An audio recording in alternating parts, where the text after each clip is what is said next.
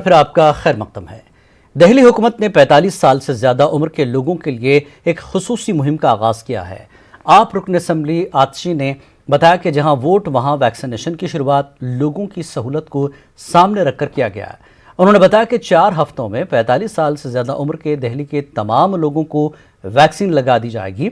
आतिशी ने कहा कि जिन लोगों ने वैक्सीन नहीं लगवाई है उन्हें बेदार किया जाएगा। इसके बाद जहां वोट डाले जाते हैं वहां पर वैक्सीनेशन का काम शुरू किया जाएगा।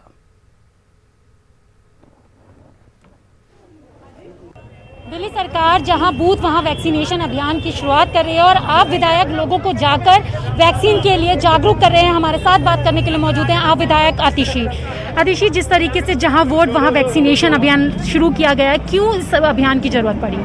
देखिए, 45 साल की उम्र से ज़्यादा जो लोग हैं उनका तकरीबन 50% तक की जनसंख्या का वैक्सीनेशन हो चुका है, लेकिन इस 50% को 90%, 100% तक लेकर जाना बहुत आसान नहीं है, क्योंकि अब जो लोग बचे हैं शायद उनको कोई संकोच है, शायद उनको कोई सवाल है।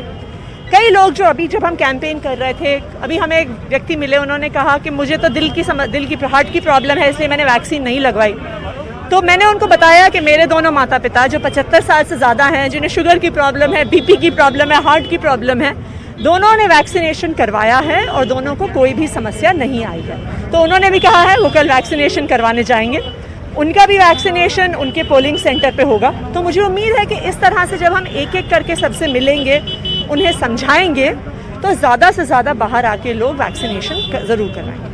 एक तरफ वैक्सीनेशन की कमी की बात कही जा रही है, दूसरी तरफ यह अभियान शुरू किया गया है, तो कैसे वो कमी वहाँ पूरी की जाएगी?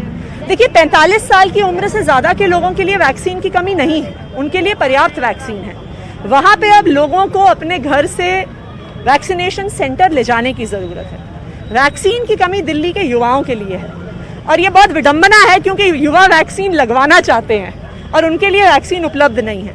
तो अगर केंद्र सरकार युवाओं के लिए वैक्सीन अवेलेबल करवाती है तो ना सिर्फ युवा खुद सामने आएंगे, वो अपने घर के बाकी लोगों को भी साथ लेकर जाएंगे। बिल्कुल, आपने युवाओं की बात की है, तो कोवैक्सीन की फर्स्ट डोज जिन लोगों ने लगवाई है, अब वो सेकंड डोज के लिए परेशान हो रहे हैं, मिल नहीं रहा है उन्हें स्लॉट, तो वो परेशानी कैसे दूर होगी?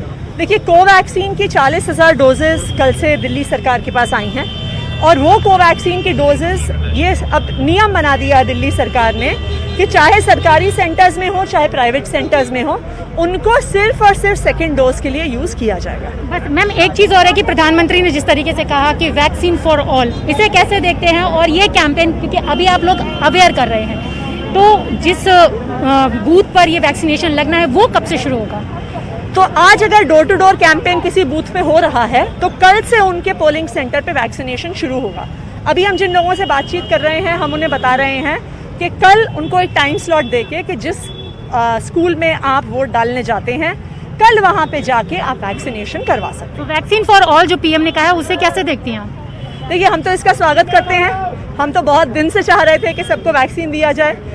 आखिरकार सुप्रीम कोर्ट के दबाव में आके केंद्र सरकार ने एक कदम उठा लिया है, तो अच्छी बात है। कहते हैं ना, देर आए दुरुस्त आए।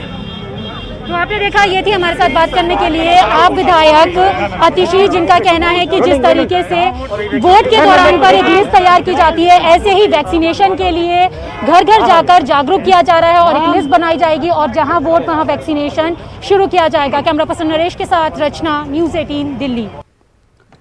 कोरोना वबा के दौरान बाहमी इमदाद और इन्हिसार का जज्बा मुस्तहकम हुआ है।